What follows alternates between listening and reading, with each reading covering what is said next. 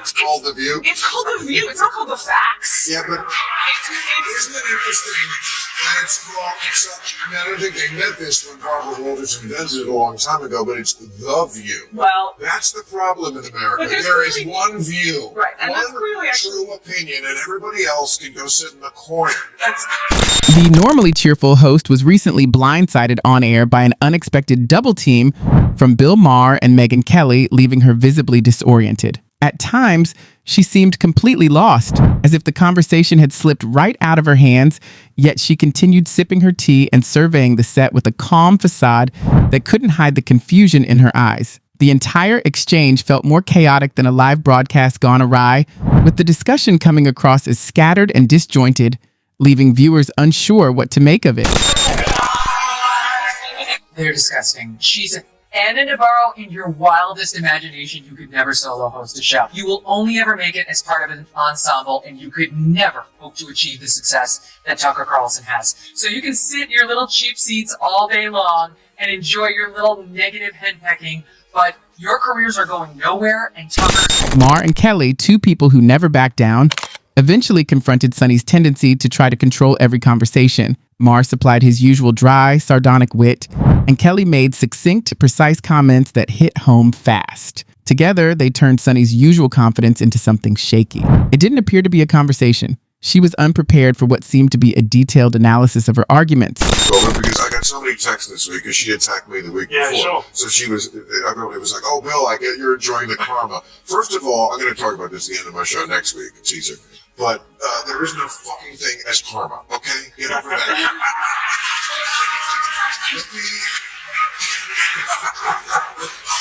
Attacks me on a regular basis. She says stupid shit on a regular basis. They just happen to coincide. She often brings up her prior experience as a federal prosecutor, as if that makes her intrinsically right. But let's be honest, when someone starts practicing law, it usually means that the next statement will either be expected or completely misinterpret the subject. That's exactly what happens with Sonny.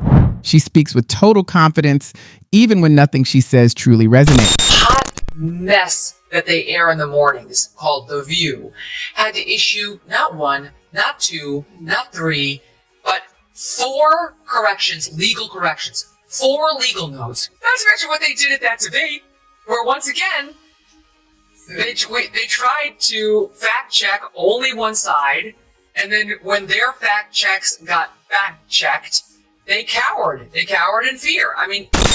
Furthermore, Sonny can turn any topic, whether it's a casual food argument, a TikTok craze, or anything else, into a lecture about racial injustice. She might cause a national disaster out of a touching pet rescue.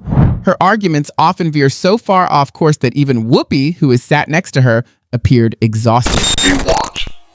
Because maybe that is a word that's triggering, and so let's not use that word. I don't want to call it the super far left, but don't tell me the left had... The super far right. Well, he's talking about the left. Well, okay, but we talked about that. I mean, I think we agree about the danger of the super far right, and I can't say it enough. I think they're the bigger threat. But don't tell me that the left hasn't changed. Mm-hmm. I mean, I'm old enough to remember when it was the conservatives who hated the Jews. Yeah. Not only was Sonny Host tested, she was completely overwhelmed. All she could do was keep up her usual look of moral irritation. Although Sonny's whole persona on the show now centers on making every topic into a theatrical lecture, strong opinions are still permitted. She's not debating. She is portraying every role in a drama set in a courtroom. But Maher and Megyn Kelly don't work together. They don't need cheers or theatricals. Their reasoning, humor, and succinct comments rapidly change the conversation. Furthermore, even confronted with basic facts, Sonny doesn't change her mind. And finally, new rule, stop saying that Whoopi Goldberg getting yanked from The View right after she attacked me on The View is karma. There's no such thing as karma. Sorry.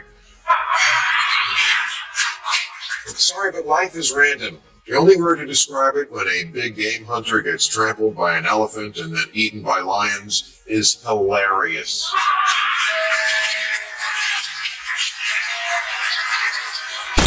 Like a teacher hearing another Why I'm Always Right essay, Maher handled the situation with poise and experience. He hardly had to say anything, Sunny's long tirade started to fall apart on its own. With every unnecessarily dramatic paragraph, she dug herself deeper, using the same buzzwords and rage. Then Maher and Kelly stepped in. She was calm and focused, quietly analyzing each of Sunny's points of contention. There was no theatricality, no raised voice, just a simple analysis that exposed the real flaw in Sunny's argument. Discussion on The View about world superpowers from the sound of it. That's how they got into it. And Sunny Hostin made some comments about patriotism and America and Black America. It's all in there, Jason. I mean, it's all in there. I'm going to tee it up. It starts with Alyssa Farah, who's supposed to be the Republican commentator, and then you'll hear Sunny jump in. Listen. If America is not the number one global power, it's not going to be Denmark. It's going to be communist China, a country that right now the government is imprisoning Uyghur Muslims in concentration camps. It is a deeply racist government. It's a human rights violating government. It is a government that if they are the leader of the free world, we are not a free world the way that we are right now. So the notion of patriotism and the notion of America and the American flag has been co-opted by the right as if they are true patriots. But when I listened to Christopher Wray, the head of the FBI, he said white supremacy is the biggest domestic threat. She finds lengthy lectures more interesting than real conversation. But when someone like Megyn, Kelly quietly reveals even one flaw in her moral supremacy, everything collapses. This was not a small mistake. Clearly, Sunny was unprepared for the complete ideological collapse. When your entire approach relies on being perceived as morally better, even a small disagreement might feel like an earthquake. Will be sworn in as the 47th President of the United States, yay, on January 20th of this month. Not everyone's happy about it, and many people would like us to be more focused on the insurrection that he personally unleashed, if you ask them. As we discussed earlier, they think it's as bad as, like, the Holocaust, and you don't take my word for it. Here is Sunny Hostin of The January View. 6th was an atrocity. It was one of the worst moments in American history.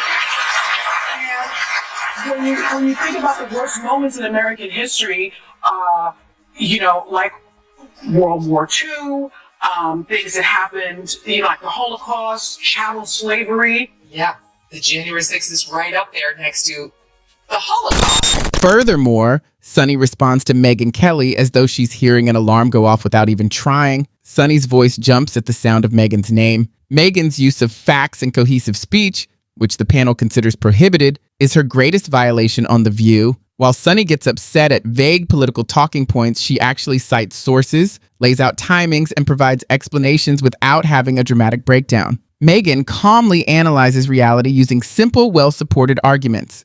Her poise and lucidity seem to be the two qualities that most bother the panel. The tone they all talk with him. I want you to look at Sunny Hostin's body language and the way they look at him and everything else. Just because he is a lefty who hasn't gone completely bananas, here they are talking about the word woke. The term woke has been, in my view, co-opted by the right and weaponized and bastardized. And so I was surprised to hear you use the term because historically, as you know, because I think you're quite brilliant, that woke is a word used by the black community to note that we must be aware of social injustices. But words migrate. Why is that a bad thing? It's not a bad thing, and originally that was absolutely a great thing. Alert to injustice, who's not for that? But words... With calm, logical reasoning that cut through the chaos, intelligent Maher and Kelly answered to the host's dramatic emotions, frequent hand gestures, and emotional outbursts. Sunny seemed to have brought a coloring book to a chess play and got upset when Megyn employed strategy. Sunny was confused of how to respond each time Megyn mentioned real numbers or historical facts. Her backup plan was to get angry and take basic truths personally. She frequently exaggerates even little problems in response to jokes, treating them as insults. Whoopi Goldberg was angry when Alyssa pointed out that Trump went to the funeral of Officer Diller. Yes. On Long Island, and Joe Biden went to a podcast. Look at Whoopi Goldberg's reaction. choose what you like there, but for Republicans, it was good imagery. Really? 1 day later, yes. And I'm asking that because I was so offended because you know who showed up. Yeah. And he was, whether he was asked or not, this is a man who didn't care what happened to the officers on January 6th. She promotes Joe Biden and Kamala Harris every day on that show. Trump wasn't supportive enough of the cops who were, yes, in danger on J6. How does that explain their behavior on a daily? But every time he says anything casual, she reacts as if he's revealed something really personal about her. She takes offense and treats it like a real disagreement. Her attempt to out-argue Maher and Megyn Kelly was the most embarrassing part of the entire exchange. She tried to seem authoritative by using legalese and historical references, but most of it came across as disjointed and ambiguous. Thank you so much. Last week you called white Republican women cockroaches. Actually, I didn't. And You said they're acting like cockroaches in a similar let me answer that. I used to Here's what I'm going to ask you to do. Wow. Yeah. I'm going to ask you to tone it down a bit because I can't hear anything no one can hear what Speed is saying. You understand why people... All right, we're going to go to break. We're going to break. He seems to have heard every version of this argument before, as Sonny spoke in long, passionate sentences that seemed to be building towards some powerful crescendo. Martham stood back, silently waiting for her to finish and wondering when he could continue. That hat that you keep wearing, that red hat that says "Make America Great Again," that tells people that you go along with this. So you might as well just put a swastika on the hat. Don't do that. Because we see it anyway. I'm not going to defend Donald Trump ever, but I would never say that we should put the swastika on the cap, because I think you can hate Donald Trump. You can't hate everybody who likes him. It's half the country. I don't want to live in that country. I don't want to live in the country where I hate half the country, and I don't hate half the country. Megyn Kelly didn't have to raise her voice, yet Sonny's carefully constructed responses started unraveling bit by bit. She insisted that her outrage alone made her right, presenting her feelings as if they were undeniable facts.